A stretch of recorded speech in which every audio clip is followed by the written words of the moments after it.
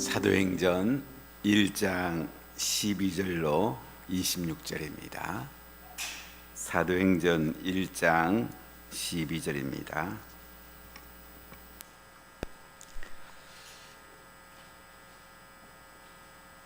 제자들이 감나문이라 하는 산으로부터 예루살렘에 돌아오니 이 산은 예루살렘에서 가까워 안식일에 가기 알맞은 길이라. 들어가 그들이 요하는 다락방으로 올라가니 베드로, 요한, 야고보, 안드레와 빌립, 도마와 바돌로메, 마테 및 알페의 아들 야고보, 셀로딘 시몬, 야고보의 아들 유다가 다 거기 있어 여자들과 예수의 어머니 마리아와 예수의 아우들과 더불어 마음을 같이하여 오로지 기도에 힘쓰더라. 모인 무리의 수가 약 120명이나 되더라. 그때에 베드로가 그 형제들 가운데 일어서서 이르되, 형제들아, 성령이 다윗의 입을 통하여 예수 잡는 자들의 길잡이가 된 유다를 가리켜 미리 말씀하신 성경이 응하였으니 마땅하도다. 이 사람은 본래 우리 수 가운데 참여하여 이 직무의 한 부분을 맡았던 자라. 이 사람이 불의의 싹으로 밭을 사고 후에 몸이 곤두박질하여 배가 터져 창자가 다 흘러 나온지라. 이 일이 예루살렘에 사는 모든 사람에게 알려져 그들의 말로는 그 밭을 아겔다마라 하니 이는 피밭이라는 뜻이라. 시편에 기록하였으되 그의 거처를 황폐하게 하시며 거기 거하는 자가 없게 하소서 하였고, 또 일렀으되 그의 직분을 타인이 취하게 하소서 하였도다.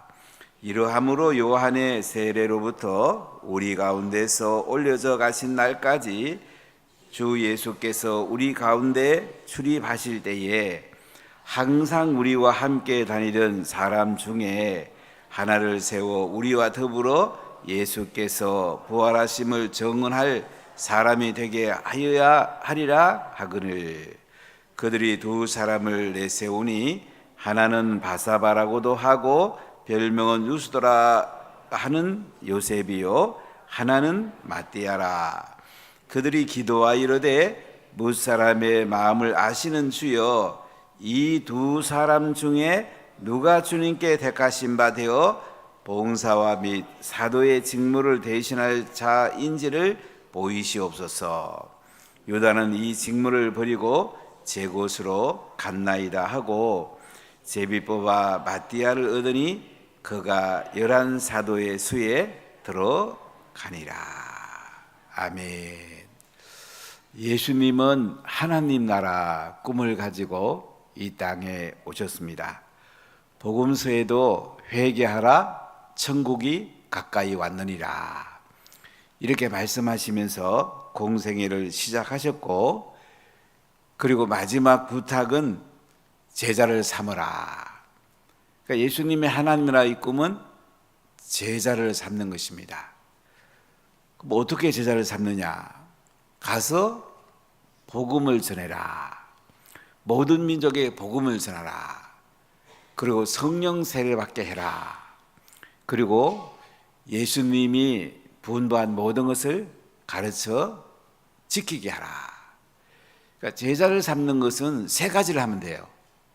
하나님 나라 복음을 전하고 성령을 받게 하고, 그리고 예수님의 말씀을 가르쳐 지키게 하는 것. 이게 제자를 삼는 거란 말이죠. 이렇게 예수님은 하나님 나라 꿈을 가지고 오셨고, 이 하나님 나라 꿈이 한마디로 말하면 제자 삼는 거다. 복음 전하고 제자 삼는 것이 하나님 나라 꿈이다. 이렇게 말씀하면서 성천하셨습니다. 사도행전을 읽어봐도 예수님이 부활하신 다음에 40일 계시면서 하나님 나라 일을 말씀하시니라. 하나님 나라 꿈을 제자들하고 공유하시게 됩니다.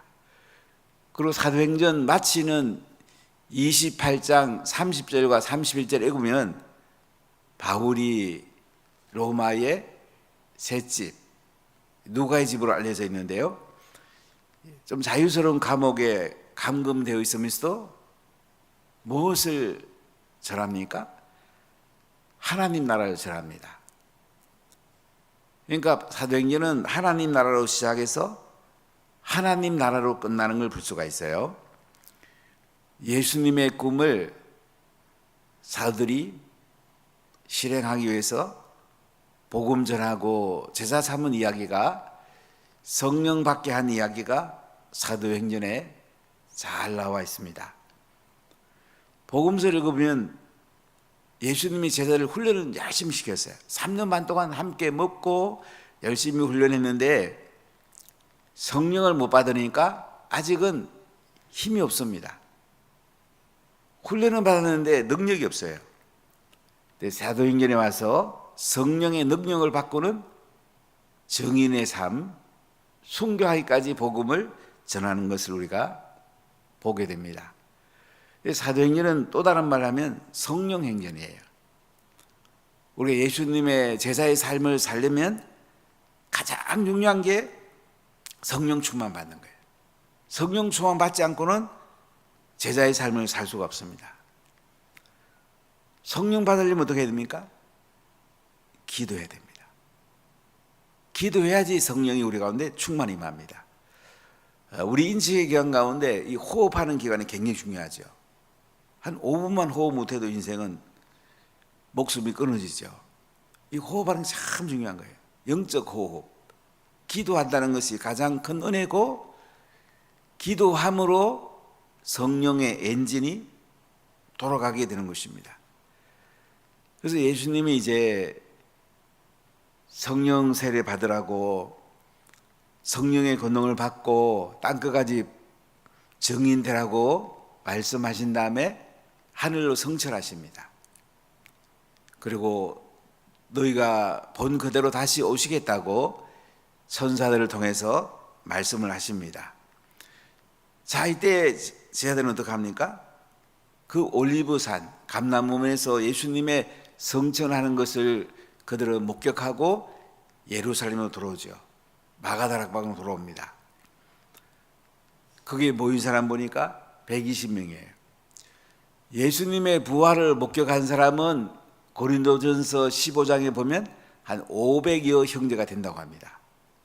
500여 명이 예수님의 부활을 목격했는데 그 중에 120명이 마가다락방에 모이게 됩니다.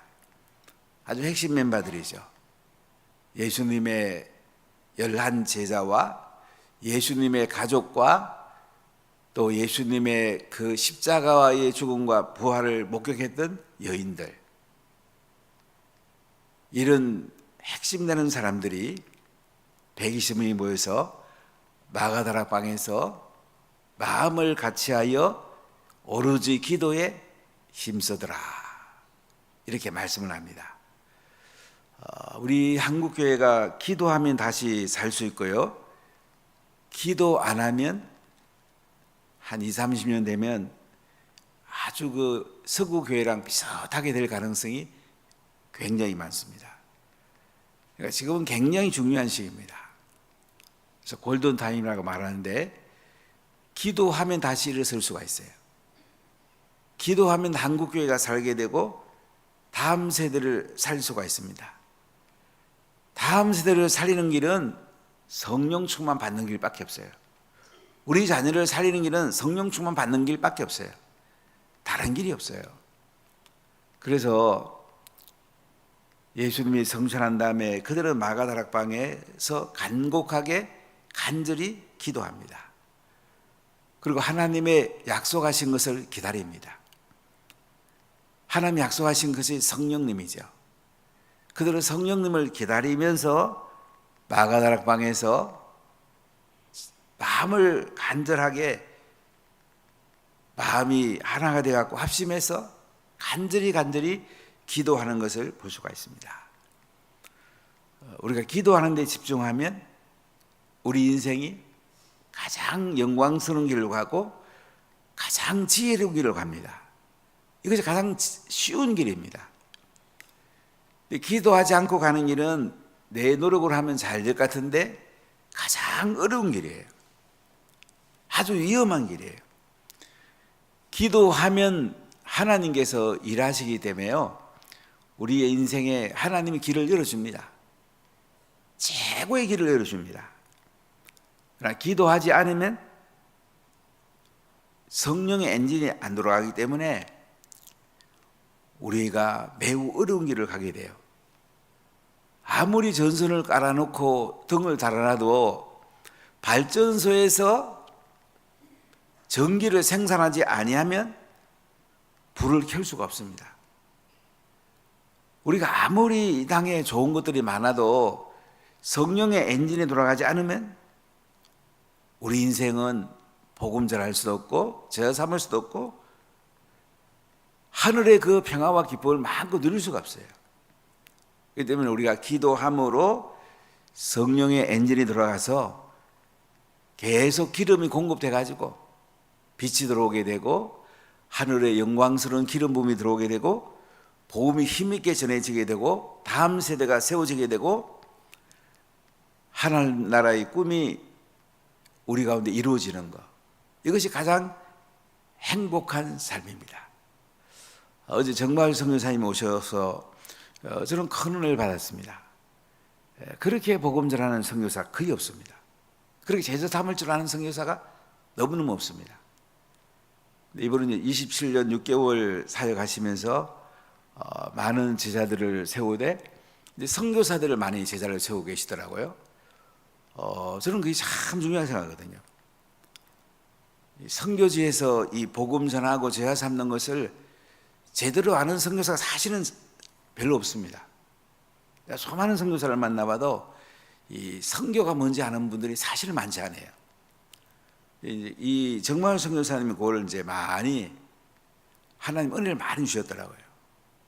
그래서 선교사들을 많은 사람들과 또 소통도 하고 강의도 하고 또 한 몇십 명을 와서 또 멘토링도 받고 그다음에 청년들을 받아서 또 훈련을 하고 이게 이제 예수님이 가장 기뻐하는 것이 이제 그거예요.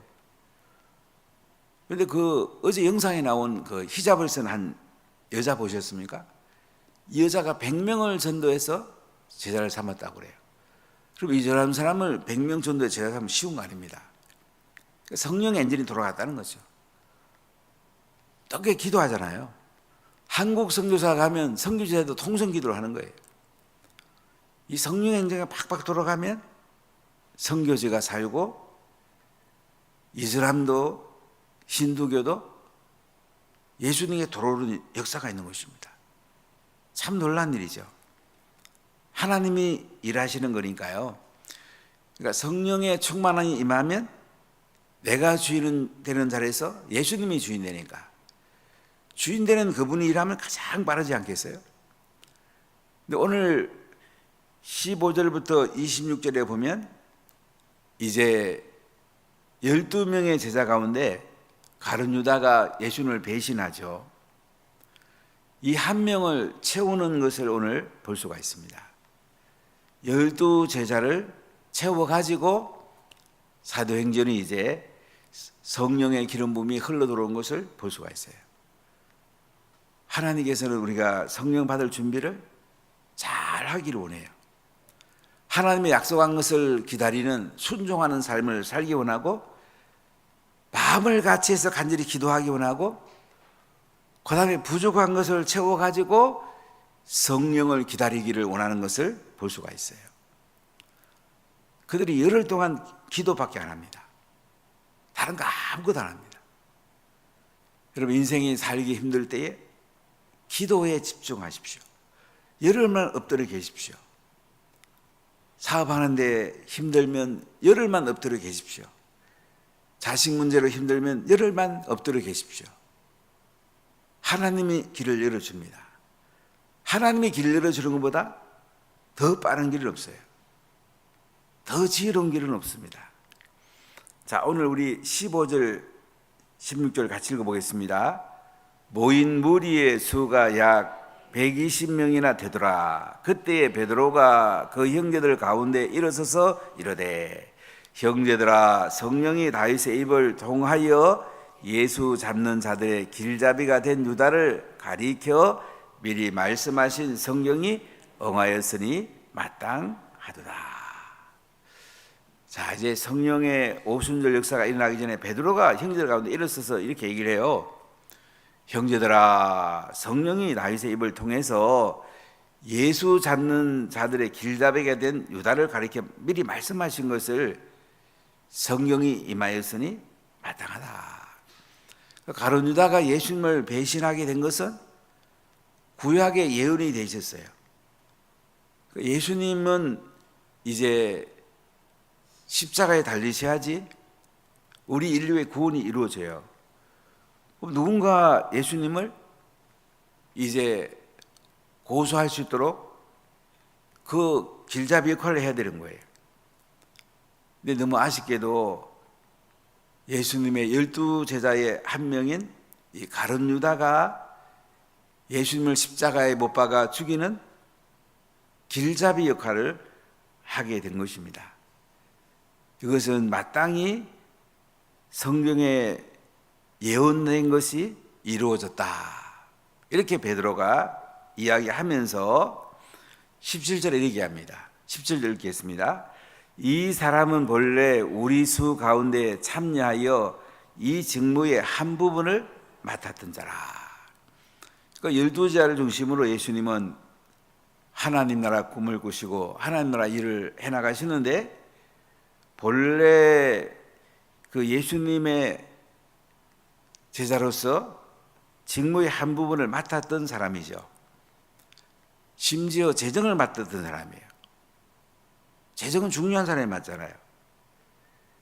대부분 다 갈릴리 출신이 제자들인데 도시 출신의 한 사람이 가룟 유다예요.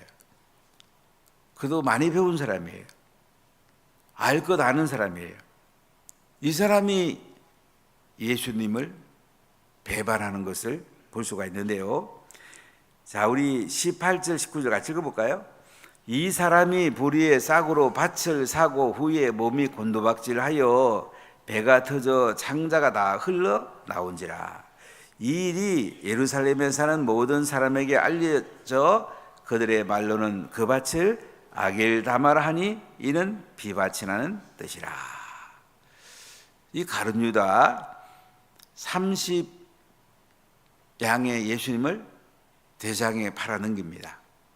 그 당시 은 30냥은 노예 한 사람의 값이에요. 예수님이 노예 한 사람 값밖에 안 되겠습니까? 참 슬픈 일이죠. 사실 가룟 유다가 예수님을 팔아낸 것은 돈 때문만이 아니었을 거예요. 예수님이 하나님 나라 꿈을 꾸고 왔는데 로마로부터 독립해 주는 것이 그들에게 가장 중요한 것이었어요. 메시아로 오셨다면 그래 로마의 압제 아래 있던 그 사람들을 구원해 줘야 될 거 아닌가, 이스라엘을 회복해 줘야 될 거 아닌가,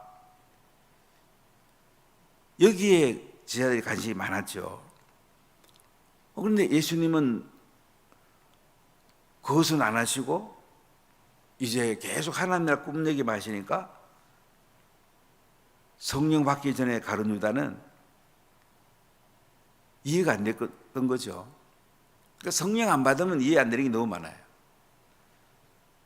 그래서 성령 받기 전에 이 성경이 이해가 안 되더라고요. 우리가 성령을 경험해야지 성령으로 기록된 성경이 눈이 열리는 거예요. 가룟 유다는 성령을 받아본 적이 없잖아요. 못 받고 인생을 마치죠. 그래서 가룟 유다는 예수님을 배신하게 되고 은삼십에 예수님을 팔아넘기고 은도 써보지도 못합니다. 결국은 곤두박질 해가지고 창자가 흘러나오게 됩니다. 그 예루살렘에 가보니까 이 낭떠러지에 가룟 유다가 이 곤두박질해서 창자가 터진 이곳에 교회가 서 있더라고요. 그리스 정교회가 서 있어서 한번 들어가 본 적이 있는데 이렇게 창작을 해서 그가 결국은 목매달아 죽게 되는데요. 이 일이 예루살렘에 사는 모든 사람에게 알려져 가지고 그들의 말로는 그 밭을 아겔다마다 피밭이다. 가룟유다가 창자가 터져갖고 피 흘리고 목매어 달아 죽인 그곳, 이곳을 가로로 넣어가지고 이제 한 직무를 맡았는데 배신했다는 얘기를 말씀하고 있습니다. 자, 그런데 이것은 시편에 나온 것을 가룟유다가 하나님 말씀대로 응하게 됐다는 것을 인용하고 있습니다. 자, 우리 20절 읽겠습니다. 시편에 기록하여서되 그의 거처를 황폐하게 하시며 거기 거하는 자가 없게 하소서 하였고, 또 일러서되 그의 직분을 타인이 취하게 하소서 하였도다.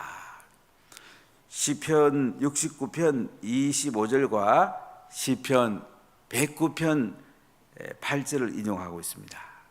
그의 거처를 황폐하게 하시며 거기 거하는 자가 없게 하소서. 시편 69편 25절인데요.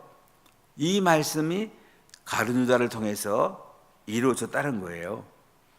또 그의 직분을 타인이 취하게 하소서. 시편 109편 8절 말씀이 이루어졌다. 결국 가룟유다의 배신은 구약에 예언된 하나님 말씀을 이루게 하셨다. 이렇게 가룟유다는 안 좋은 쪽으로 쓰이게 되죠. 우리가 좋은 쪽으로 쓰임 받아야지 안 좋은 쪽으로 쓰임 받는 얼마나 슬픈 일입니까? 하나님은 하나님의 뜻을 이루어 가시는데 다양한 사람을 쓰시는데 참 슬프게도 예수님과 3년 반이나 함께했던 가룟유다가 예수님을 팔아넘기는 안 좋은 쪽으로 쓰임받게 되고 그 직분을 타인이 취하게 하소서. 그럼 딴 사람을 뽑아야 된다는 얘기죠. 가룟유다 대신 12명을 채우기 위해서 한 사람을 뽑아야 된다. 그러면 사도의 자격이 뭐냐? 두 가지를 말씀합니다. 자, 21절 읽어볼까요? 이러함으로 요한의 세례로부터 우리 가운데서 올리어서 가신 날까지 주 예수께서 우리 가운데 출입하실 때에 항상 우리와 함께 다니던 사람 중에 하나를 세워 우리와 더불어 예수께서 부활하심을 증언할 사람이 되게 하여야 하리라 하거늘. 그러니까 예수님과 함께 출입했던 사람, 예수님과 함께 다니던 사람들 중에서 한 명을 뽑자. 자, 예수님과 함께 다니던 사람 가운데 예수님은 12자를 뽑았고 또 함께 다니는 사람, 또 다른 사람들이 있었는 거죠. 그러니까 예수님과 함께 다니면서 훈련받은 사람 중에서 한 명을 뽑자. 또 한 가지는 뭐예요? 예수님의 부활하심을 증언할 사람이 되어간다. 예수님의 부활을 목격한 두 가지 자격 있는 사람을 뽑자는 거죠. 자, 그래가지고 이제 두 사람을 선정하게 되는데요. 자, 23절 읽어볼까요? 그들이 두 사람을 내세우니 하나는 바사바라고도 하고 별명은 유수도라고 하는 요셉이요, 하나는 마띠아라. 요셉하고 마띠아 두 사람이 뽑히게 됩니다. 자, 그런데 24절, 25절에 보면 이제 기도해서 뽑게 되는데요. 같이 읽겠습니다. 그들이 기도하여 이르되 무사람의 마음을 아시는 주여, 이 두 사람 중에 누가 주님께 택하신 바 되어 봉사와 및 사도의 직무를 대신할 자인지를 보이시옵소서.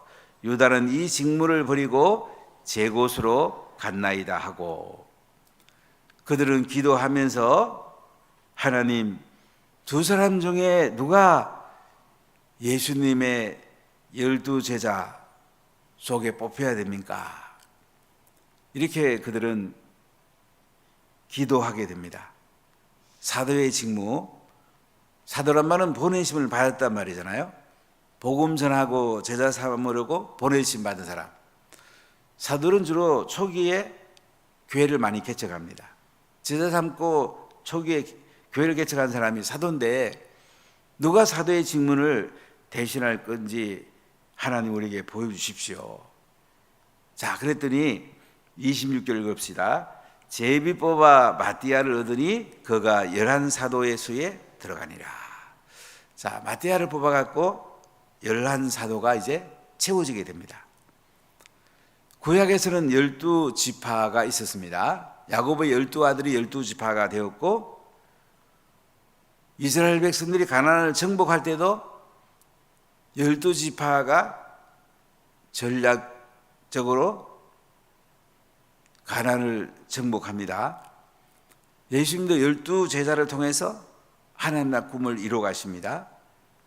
그러니까 한 명이 부족하니까 한 명을 더 보태서 12제자를 뽑은 거예요. 그 계시록에 보면 또 마지막 12지파 이름이 나오면서 하나님 나라가 완성되는 걸 볼 수가 있어요. 12는 예수님에게는 전략적인 수입니다. 하나님 나라를 이루기 위해서 12를 통해서 전 세계 복음화의 꿈을 꿨던 거예요.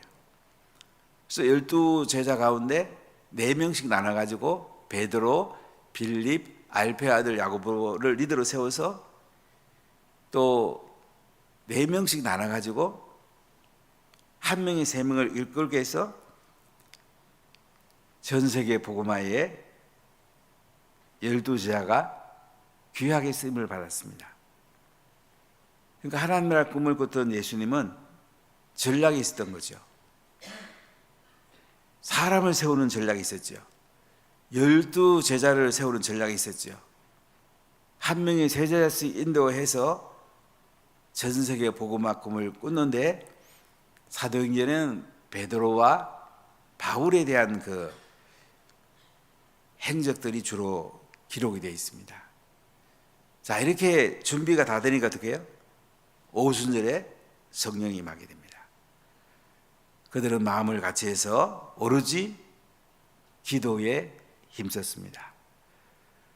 우리도 열린셀 가을 행복축제를 놓고 오로지 기도에 힘써야 되지 않을까요? 또 오이코스를 우리가 작정하면서 그들을 위해서 기도해야 되지 않을까요? 섬기고 그들을 초청해야 되지 않을까요? 이것이 하나님 나라 꿈입니다. 하나님 나라 꿈에 내 인생의 초점이 맞춰지고 또 다른 걸 해야 되지 않을까요? 오늘 우리가 마음을 합하여서 기도할 때에 성령의 충만한 기름 부음이 임하고 여러분의 막힌 덩어리 다 뚫어지고 복음이 전해지고 제자가 세워지고 하나님 나라 꿈을 이루어가는 운하가족들이 다 되시기를 예수님 이름으로 간절히 축복합니다. 기도하겠습니다.